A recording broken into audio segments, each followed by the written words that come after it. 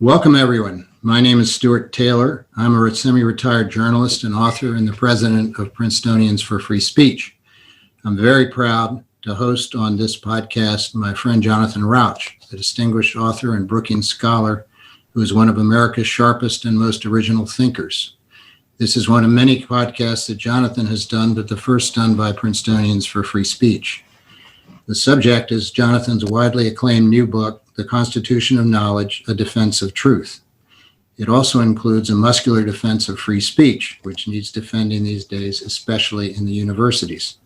Jonathan, I'm a huge admirer of your book, which has been greeted by a gusher of glowing reviews. To quote just four, George Will, actually I'll make it three. George Will calls you a James Madison for this era. I would give my left arm for that kind of an encomium. Madison, of course, was known as the father of the United States Constitution, on which, in a way, you appear to have modeled the Constitution of Knowledge. Jonathan Haidt, the prominent social psychologist, says, this book is a magnificent integration of psychology, epistemology, and history. It's among the three or so most important books I've read in the last 5 years.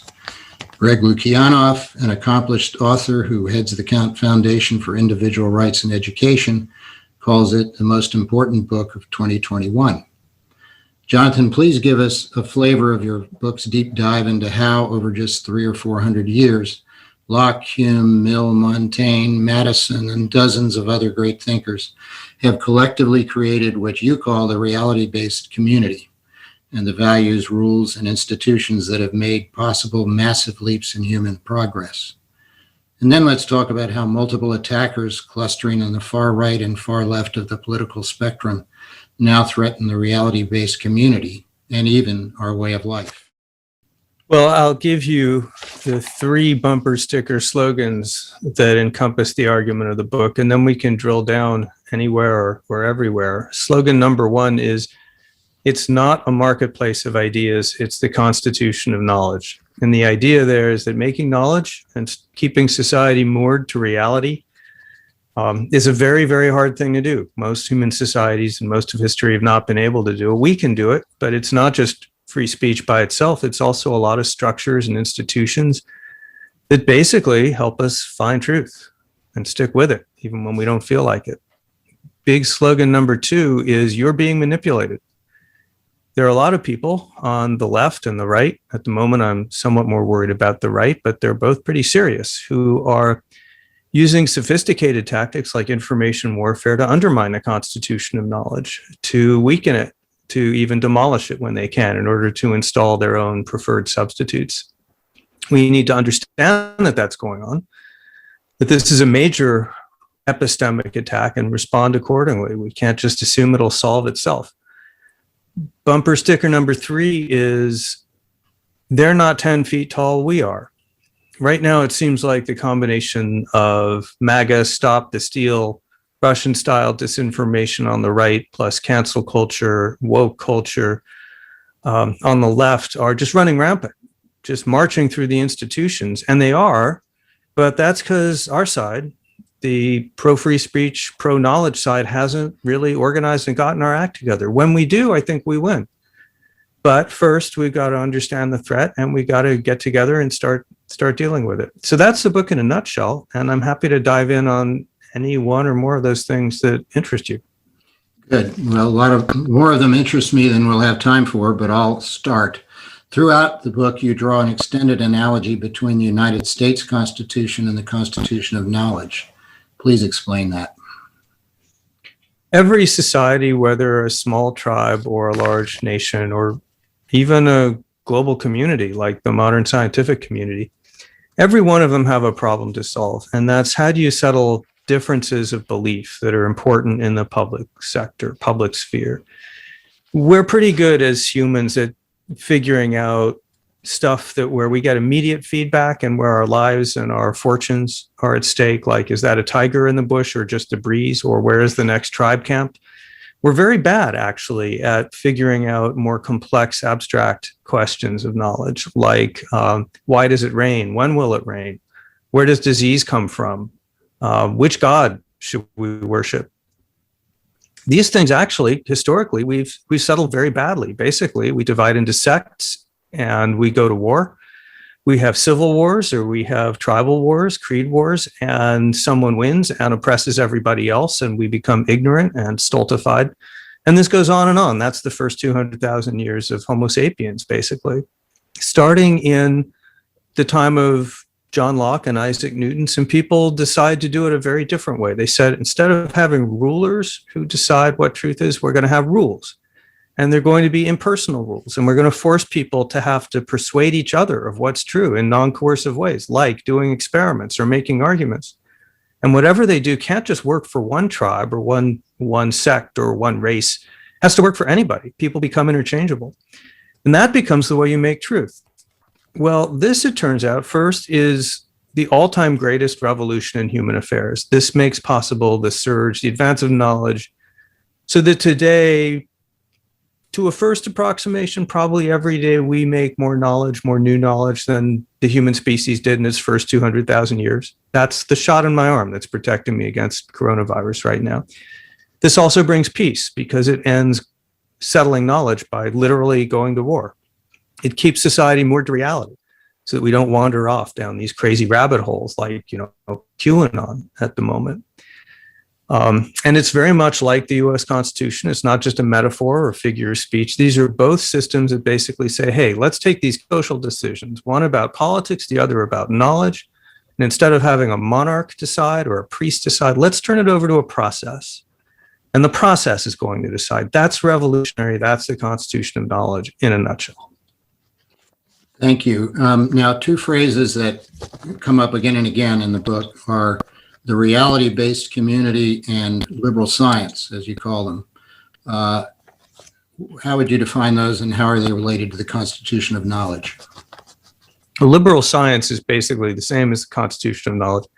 It's what I used in my last book on this subject back in 1993. It's the rules that we rely on, basically, to keep ourselves attached to reality.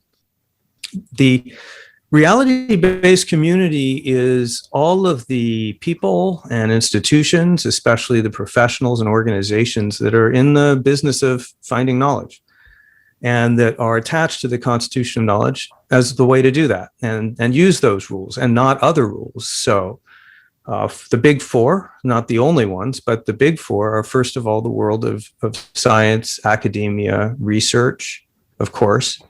Second, the world of mainstream journalism. That's what you and I do, fact-based, looking for disconfirmation, looking for each other's errors. The third is government. That's everything from the National Oceanic and Atmospheric Administration, which does the weather reports, to the Congressional Budget Office, to CIA, which is also in the business of looking for truth. And the fourth big one, that's your other field, Stuart, that's the law.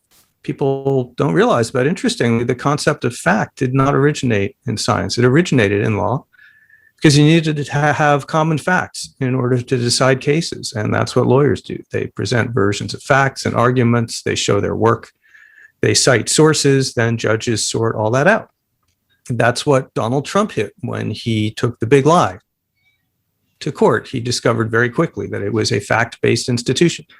So those are the big four of the reality-based community. There are others like, consultancies and pharmaceutical companies and museums and libraries. So there's a bunch of them. But that's this whole now global infrastructure of truth-seeking professionals and institutions. And that's what's under attack right now. Now, you see freedom of speech as a core value of the reality-based community, which, of course, I totally agree with. You make the point more vividly than most. To quote your book, the idea that obnoxious, misguided, seditious, blasphemous, and bigoted expressions deserve not only to be tolerated, but of all things protected, is the single most counterintuitive social principle in all of human history. It is also the single most successful social principle in all of human history. Please explain. There are all kinds of reasons not to like the Constitution of knowledge. Suppose, I'm a creationist and Constitution of knowledge, that consensus comes out saying, sorry, you lose. Evolution is the answer. Suppose I believe Elvis Presley is alive. Should we send him a Social Security check? Constitution of Knowledge turns that over to this network and says, no, it really doesn't privilege any particular point of view. And, humans are wired to be very certain that our beliefs are the right beliefs and the other person's beliefs are the wrong beliefs. So it's very counterintuitive to say, well, we should let all of these wrong and bigoted and sometimes blasphemous, seditious, heretical, offensive points of view just be running around out there free. That can't be the right answer. It just seems completely wrong. It turns out, however, that when you combine free speech with the Constitution of Knowledge, with the reality-based community that uses all those mistakes and all those biases as the raw material for making knowledge, it turns out you built an incredibly efficient machine for finding truth. And the way it does that, actually, is it pits the biases against other biases. We never see our own biases, but we see other people's and they see ours, and we pit them against each other, and we hunt for each other's errors. And that's where truth comes from. The great genius of what I call liberal science, the whole reality-based community, is not that it doesn't make mistakes, it's that it makes them incredibly quickly and finds them incredibly quickly. But all of that, that's going to be offensive to a lot of people, and it's going to get in the way of opportunistic politicians who want to have their own versions of truth because they want to set up a dictatorship or a cult of personality. So the enemies are always there, and the ideas always need defending. And that's just how it is. We need to be cheerful about that. Thank you. Now, for most of our history, we have thought that the main threats to free speech came from government censorship, right back to the Alien and Sedition Acts and all that. How have concerns about private and cultural, if I may say it that way, threats to free speech come to eclipse concerns about government censorship, or have they? Well, I think they have in the United States. Certainly, there are lots of countries around the world where old-fashioned government censorship remains a huge problem. But the U.S. courts have been very protective of free speech over the past 50 or 60 years, really in my lifetime. Meanwhile, however, especially in the last decade or so, the culture has become much more willing to clamp down on people with wrong ideas. And this brings us to the topic that's become known as cancel culture, a phrase that did not exist when I started writing the book, but I used the term coercive conformism. But it's actually a pretty good term, because what it points out is that without involving the government, if you can very quickly and efficiently organize social forces to essentially harass and punish people who you think believe wrongly, to besmirch their reputation so that whenever they're Googled, the word racist comes up, to put pressure on their employers so that they're fired, to shame them so that they feel absolutely terrible about themselves, to put pressure on their friends so that they're ostracized, and all of the people who they thought were part of their social community suddenly turn their back. So these are very effective weapons for intimidating people and chilling people. And the internet has turbocharged them, as have certain so-called woke ideologies. So I and some other civil libertarians like Nadine Strawson now think that the bigger problems are coming from the culture at the moment and not from the government. Thank you. Now, in the Constitution of Knowledge, as in Kindly Inquisitors, your 1993 classic on free speech, which, by the way, has been praised by some as the most important work on free speech since John Stuart Mill's On Liberty, which was maybe 100 years or so earlier. At any rate, in that book and this book, you draw on your experience as a gay rights activist to illustrate how vital free speech is to the causes of gays, racial minorities, women, and transgender people, among others. Yet these days, most, or at least many activists for those causes are hostile to free speech. What's going on? What are they missing? Why are they wrong? Oh, this breaks my heart, Stuart. Of all the things I've dealt with in my career of fighting for the open society, the hardest has been seeing the very minorities who got where we got because we were able to use freedom of speech to put our ideas out there, to defend them, and to show up the other side's arguments as weak and based on fear and ignorance. Those same minorities who so vitally depended on free speech are in so many cases now turning against it. When they have cultural power, they're unfortunately, many of them, doing what people with cultural power have always done, which is say, well, wait a minute, now we're in charge. We got here through free speech, but you don't need it. And that's really heartbreaking because, as you know, I'm openly gay, have been since the 1980s. I've spent the whole middle part of my career fighting for same-sex marriage, starting from when people warned me that it would destroy my reputation to advocate it, urged me not to. It seemed like a bold and crazy thing to do in 1995 when I started.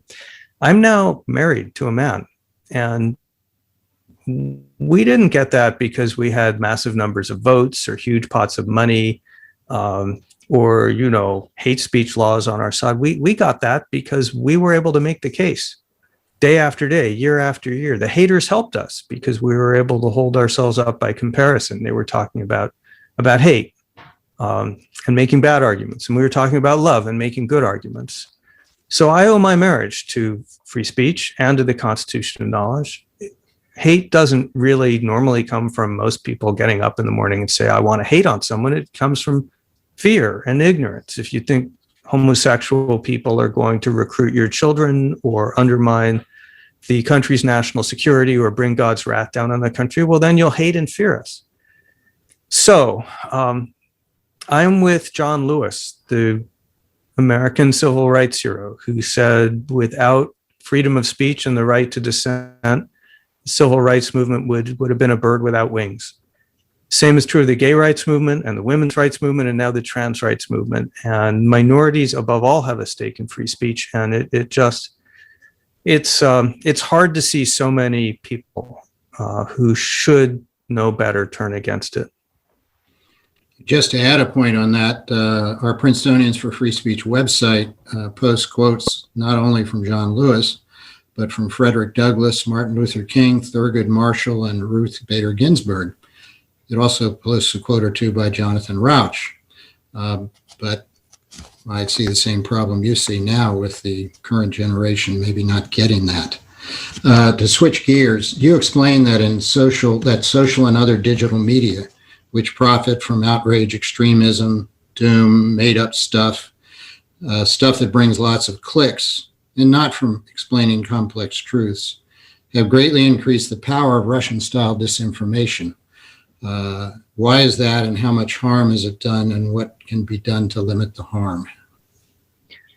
Well, if you'll allow me to ascend momentarily to 30,000 feet, now might be a good moment to introduce the concept of disinformation, information warfare, propaganda. I call it epistemic warfare, but they're all circling around the same thing, and they're the big theme of the second half of my book. So information warfare is the manipulation and organization of the social and media environments for political advantage, specifically to dominate, divide, disorient, and ultimately demoralize a target population.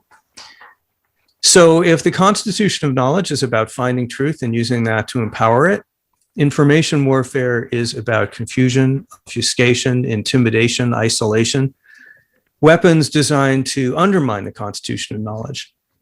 Among the most advanced and first practitioners of these dark arts are the Russians. Goes back to Lenin.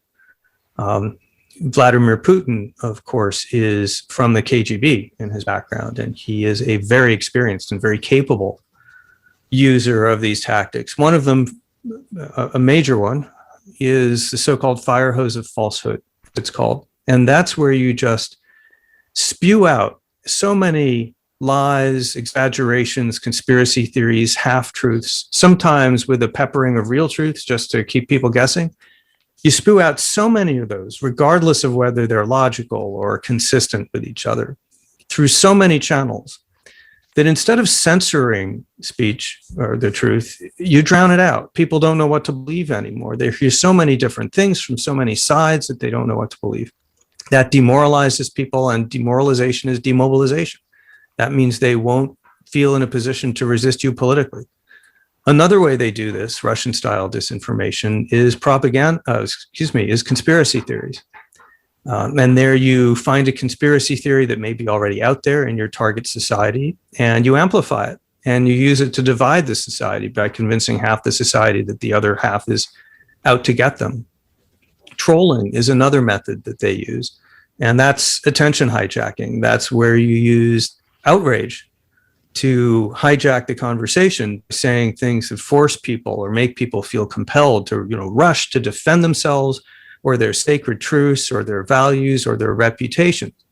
And of course, by the time they do that, you've already trolled 100 other people. You've moved on. So these are very effective tactics. They're sophisticated. They've been in use for a long time. But as you mentioned, the internet turbocharges them, because it used to be pretty hard to organize this stuff. If you wanted to publish a gusher of lies, you'd have to buy a lot of advertising space in a lot of journals, or you'd have to convince the New York Times to put it in their paper. That was hard. Well, now you can do it at the push of a button on social media. And since they're basically about finding eyeballs regardless of truth, they are, turns out, brilliantly well suited to disinformation. Unfortunately, online, people who study it find that lies travel faster than truths. So that's become a big problem right now. Thank you. Now, why do the far right and far left attacks on the reality-based community on the Constitution of Knowledge seem to be peaking about the same time? And how do they interact with one another? Well, that's a great question.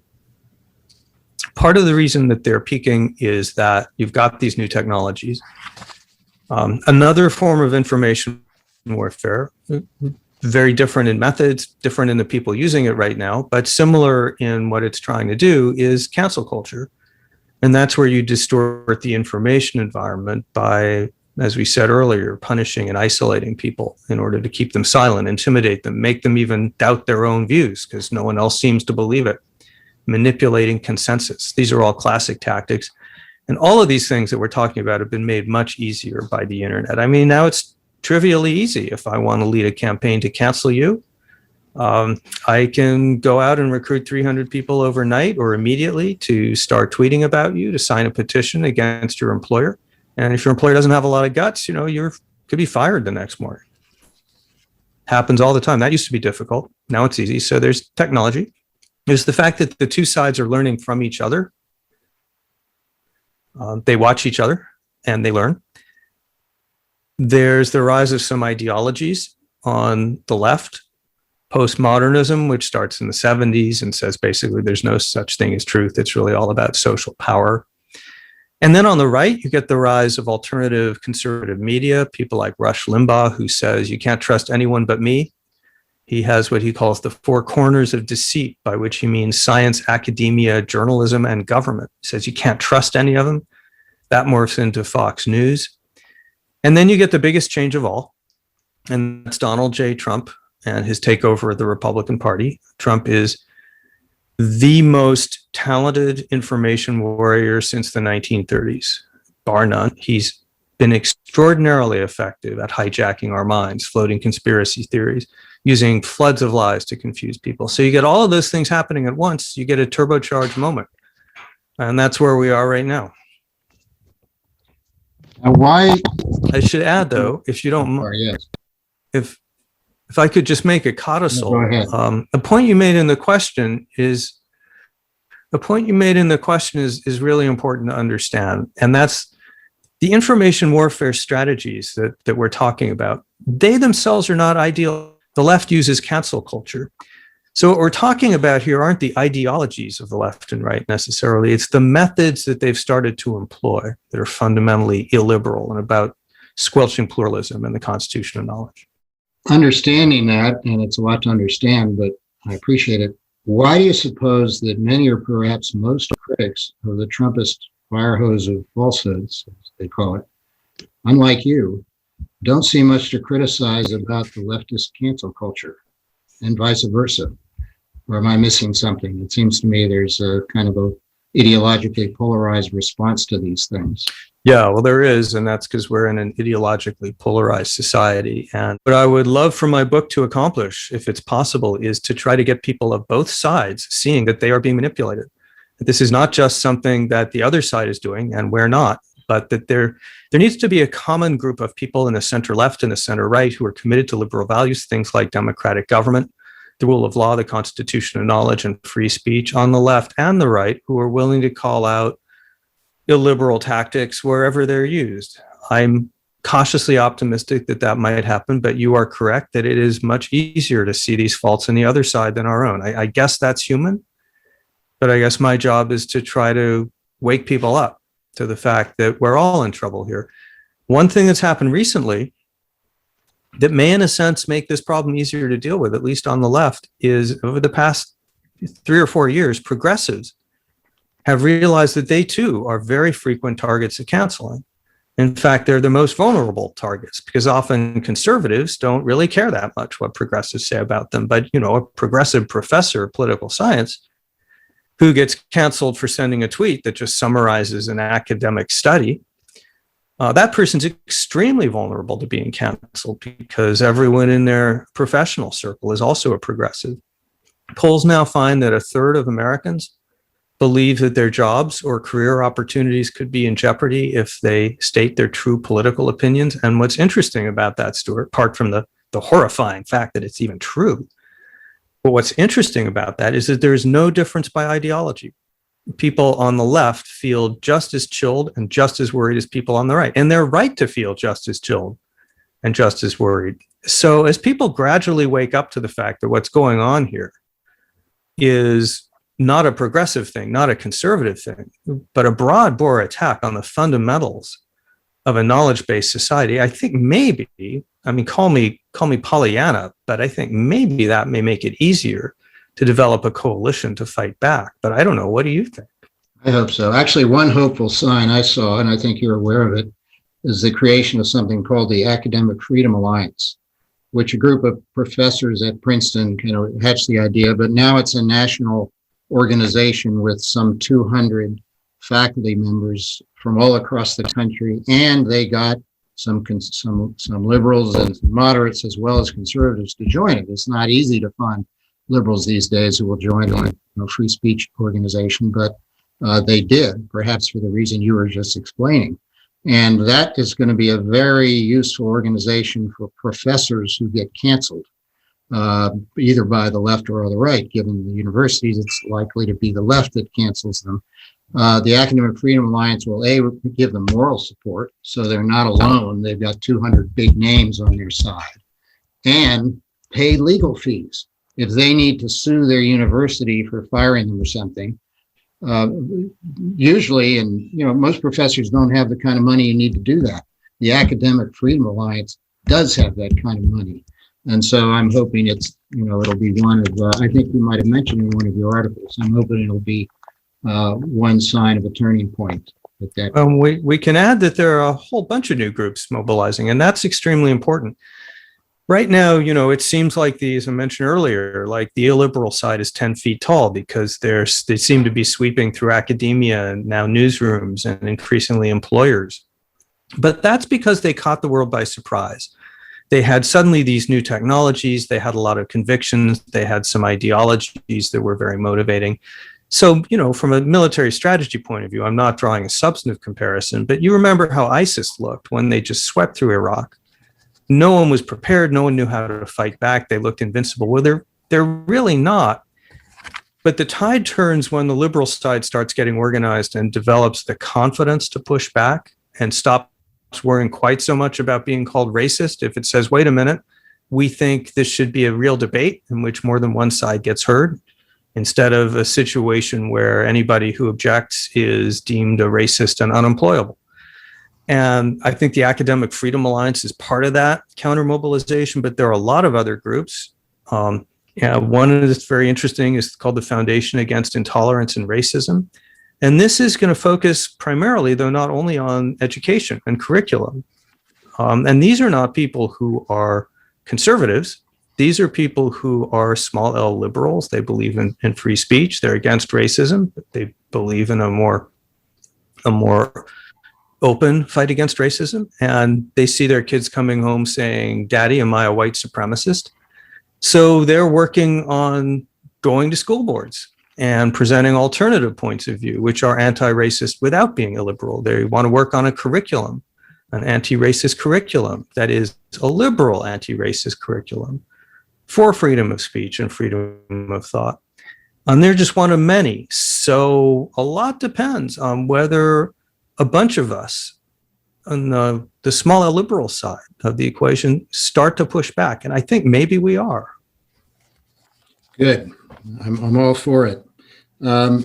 John Gardner's generally admiring review of your book in The Guardian suggests that you may be too optimistic. The reforms by social media companies and others, which you've alluded to in your book, feel free to mention those.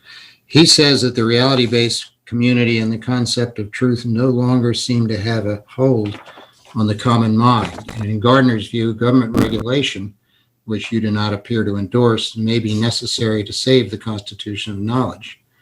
What do you make of that argument? And if things get worse before they get better, might you be motivated to think, well, maybe regulation is what it's come to? Probably not. The reasons for that are a few. The first is that Donald J. Trump may be president again in 2025, and that means he'll be the regulator. And he is, to put it mildly, not a friend of the Constitution of Knowledge. He is the greatest enemy that it has had since the 1930s. He would destroy it if he could. He has done an awfully good job of convincing 70% of Republicans that the election was stolen and the U.S. is no longer a democracy. He is the last person you want to give the tools to regulate free speech, free thought, internet companies, or much of anything else. Second thing is that the Constitution of Knowledge is not written down. It's not adjudicated in laws and courts. It's informal. It's lots of checks and balances and lots of institutions.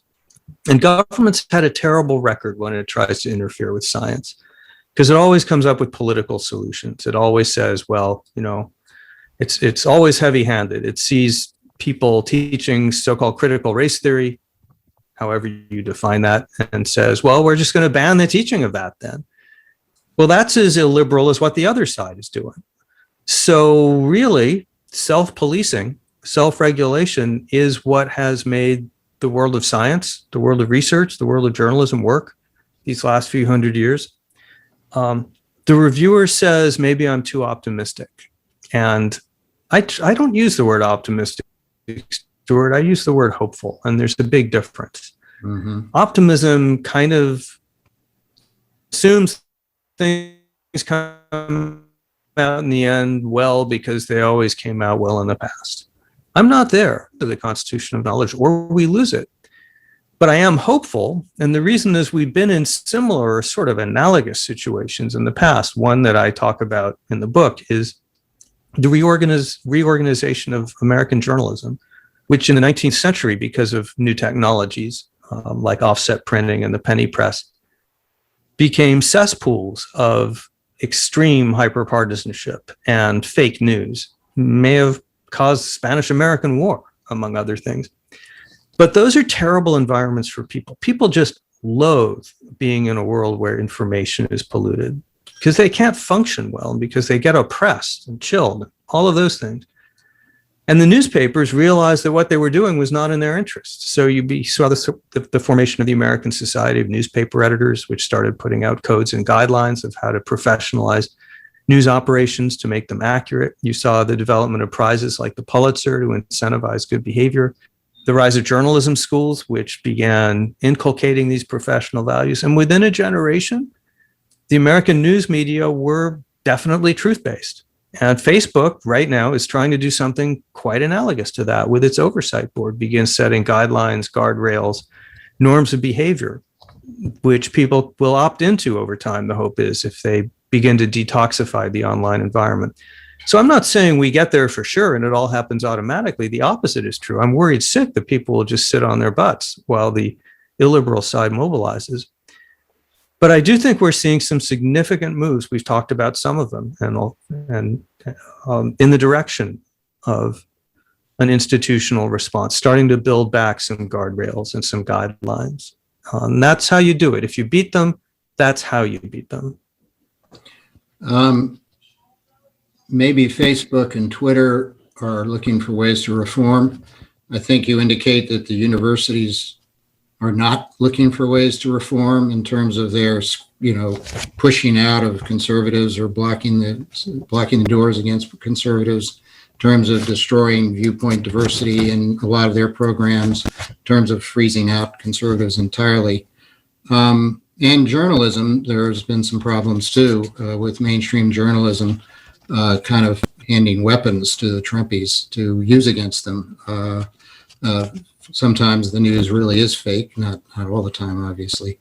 And the point of the question is to ask whether those institutions, the universities and the media, particularly universities, given their direction, are part of the solution or part of the problem. Well, that's the big question, isn't it? If they are part of the problem and continue to be, then yeah, we lose this system of ours, because universities are the long pole in the tent. They are the single most important inculcator of the values of the Constitution of knowledge, because they train the next generation, and they're the single most important practitioners because they're where so much of the research is performed. And if they cease to be on the level, if they become politicized and say there's only one right answer on a question like affirmative action or policing, and that other answers, regardless of the evidence, won't be heard, then they become corrupt. And then their reputations begin to crumble, which we're already seeing, and their science becomes distorted, which we're also seeing. So the question you ask is, can they self-reform? And in all candor, there's a difference of opinion on that. Someone like Eric Kaufman says, no, they cannot. You're going to have some government rules and regulations. Maybe something like what Florida just did, which is mandating surveys to actually check on whether there's viewpoint diversity on campuses. I'm not sure I support that law, but some people think you have to do that. I am reluctant to go that way for the reasons we talked about, and I'm encouraged by the rise of Heterodox Academy, which is a group of academics, many of them progressive academics, who realize that the academy will destroy itself if it becomes politically monotonal and politicized. And they're starting to push back. And as we said earlier, I think more and more progressives in and out of the academy are starting to wake up to the fact that what's under attack here is the values, the norms, the institutions that allow them to be truth seekers. And that's what they want to do for a living. So if you're asking me, will these institutions, media, and especially academia, find the integrity and the spirit, the confidence to push back? I don't think we know, but I'm not going to write them off yet. I'll ask you in a couple of years, because you're organizing one of the efforts to do exactly that, organizing the Princeton community to push back, to stand up for its core values. We're doing our best, and because of the hostility of a lot of young people, professors and students, to First Amendment free speech values, we're starting with alumni mainly, because there are a lot of old guys like me who still believe in free speech. And we're hoping that the enthusiasm for free speech may spread down to the younger people from us older people. We'll see. But just in terms of evaluating how the universities stand now, hypothetical, well, it's not a hypothetical question. Consider the widely proclaimed scientific consensus that human-caused global warming and climate change are a huge threat to the future of humankind. How much confidence can we have that this is correct? And how much confidence can we have when we tell the Trump trolls that they're wrong about it, considering the force of coercive conformity and the collapse of viewpoint diversity in the universities, perhaps including the sciences? Can we rely on the usual assumption that there will be smart people at the universities who will straighten things out if they get too far off from the evidence? Most of the time in most fields, the reality-based community is still pretty good at doing what it does best, in my opinion, which is finding error. The problem arises especially in particular fields and particular subjects where you begin to see the development of taboos. And that's especially true not in the sciences, in the hard sciences. I don't think climate change is a particularly good example of politicization, because there are now so many indicators so well established that I don't really even think there's much controversy about the existence of climate change. There's still some controversy about what to do about it and how. I think the problem is bigger in the humanities and the social sciences. You've written about this yourself, and that's on questions like, if you're a professor and you believe the evidence shows that African Americans are not disproportionately targeted by police relative to, for example, underlying crime rates, or if you believe that they are disproportionately targeted, but it has more to do with socioeconomic status than it does with race per se, do you feel like you can say those things to your students if you believe them true? Can you even teach them as possibilities? Growing numbers of professors tell me that they feel they cannot, that it's just not worth the trouble because someone will say they're triggered by it, outraged by it, that it makes them feel unsafe, and that there will be a report filed and an investigation launched. And the investigation, as you know, is punishment in itself. It means you're worried for months about your job. There's very little due process. And cancelers are very adept at weaponizing all of these processes. Student evaluations, for example, claims of being physically unsafe. That was used to my shock by New York Times journalists who said that the mere running of a conservative op-ed piece, admittedly controversial, but by a Republican U.S. senator, that the mere expression of that in the newspaper put them in physical danger. I mean, I was astonished by that. So I think it's particularly on those subjects in those fields that it's a big problem. But I think in those fields, you tell me, Stuart, you're talking to Princetonians and alums every day, but it seems like it's a big problem. Yes, it is. I wish I had more comfort than I can give on that. But let me talk about journalism for a moment. And your book makes clear that you have pursued and enjoyed your career in journalism, a very distinguished career, I should add, because you see it as a truth-seeking profession and an important part of the constitution of knowledge. Could you explain? I think you have explained that, but if you could elaborate a little bit on that in the following context: Trump's wholesale smearing of the press as a bunch of liars is as offensive to me as to you. But after many years of reading the New York Times, for example, I don't trust that newspaper or other major news organs to be as honest about facts or as committed to viewpoint neutrality in its news columns as it was when I worked there from 1980 to 1988. I join liberals in deploring the biases of and the use of disinformation by Fox News and other hard right-wing media, but I also think that many young reporters infected in college with leftist bias and cancel culture have changed mainstream journalism very much for the worse. And some of the news from the New York Times is a good example of it. The resignation of Barry Weiss, the defenestration of James Bennett, the editorial page editor. I think you have a higher opinion of the current mainstream media than I do from past conversations. Could you speak to that? Well, I won't get into the New York Times specifically because I occasionally write for them, so there's a conflict of interest, and also because I think people are way too obsessed with the New York Times, and it's a big world out there. I do worry about some of what I see at the Times and other journalistic publications, and I worry about it for the same reason that I worry about changes in academia. And that's that when you've got entire newsrooms out there where there are really no conservatives to speak of, you're just begging for an environment where your biases will not get seen, where you will not ask important questions because no one else around you is asking them, where your coverage will be distorted in ways you don't even perceive or understand because there aren't conservative points of view. So one of the things I argue in the book is that in journalism, as in academia, diversity is important. And viewpoint diversity, ideological diversity needs to be elevated to be equal with other forms of diversity. Now, that doesn't mean that you go out and say only Republicans can apply for a job. But if you're in an academic department where every single person is voting for Bernie Sanders and no one on the faculty even knows anyone who voted for Trump, then you probably got a problem, and you should probably start looking for ways to make sure that your faculty is welcoming to conservatives and trying to engage with conservative communities when you begin seeking grad students to apply for their scholarships. Open the pipeline. There's now well-documented discrimination against conservatives in academia. I'm not sure about newsrooms. Those studies haven't been done. That needs to end. And academics and journalists need to be the ones to end it. We're not there yet. And like you, I worry about some of the trends that we're seeing.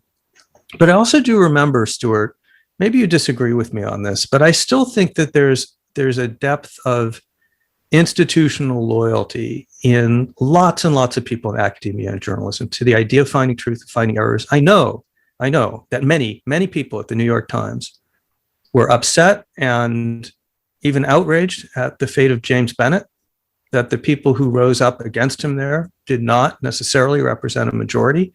And we know that that's true on campus all the time, that the so-called cancelers are typically a very small but highly organized and motivated group of activists. And the question is, can the rest of us, the people who believe in liberal values, but whose confidence may be sapped or who may be demoralized because it always seems like, we always lose, can we organize and push back? That's what we don't really know yet.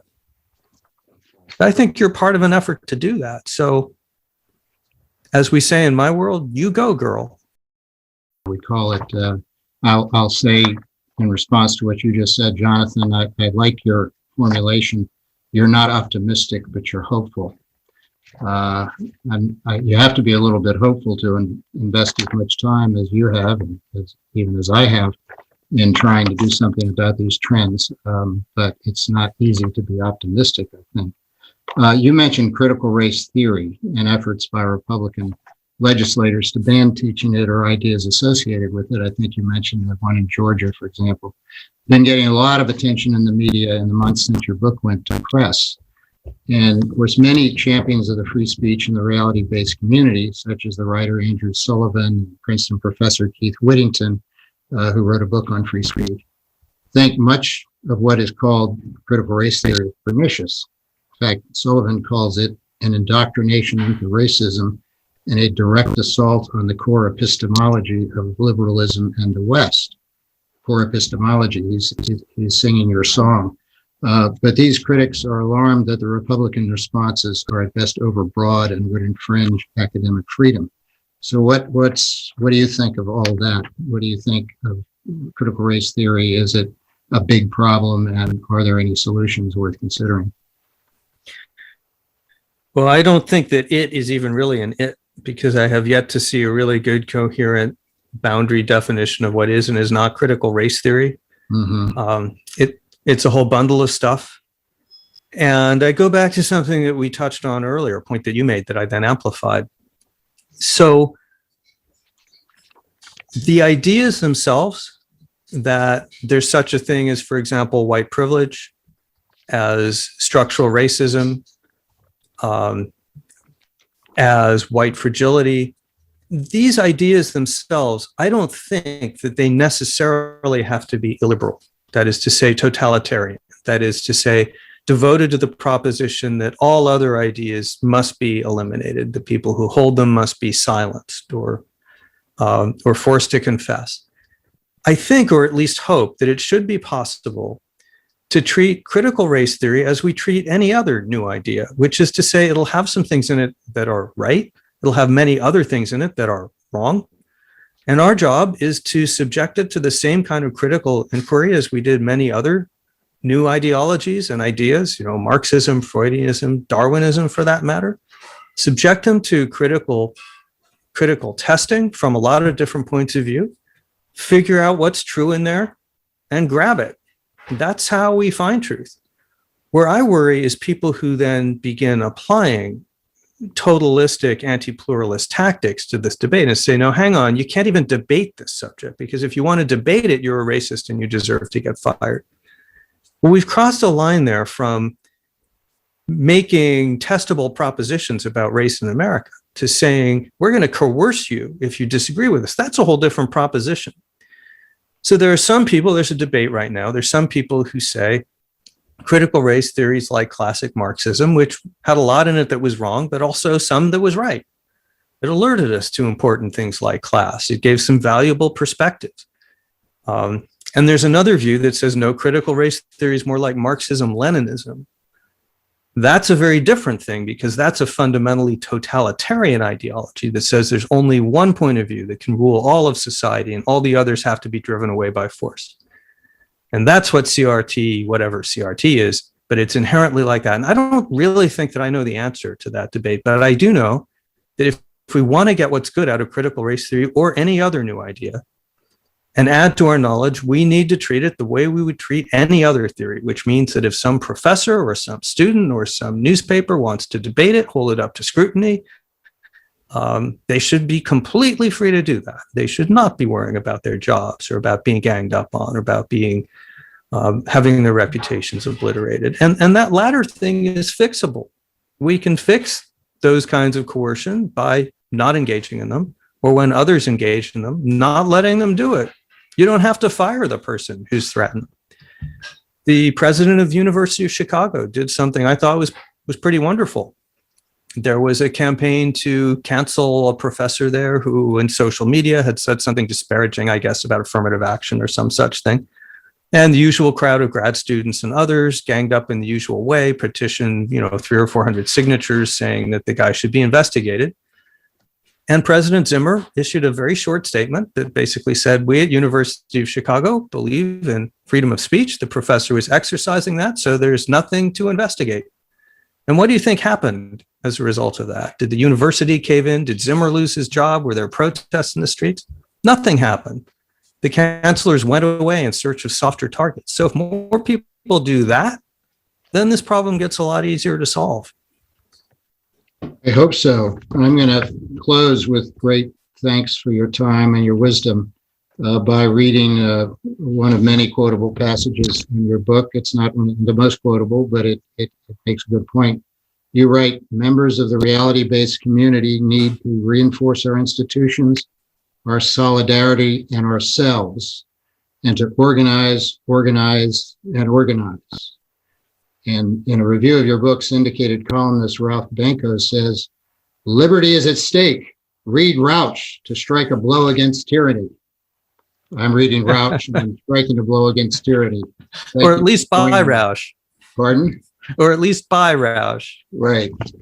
So I much appreciate your time and it's been a privilege.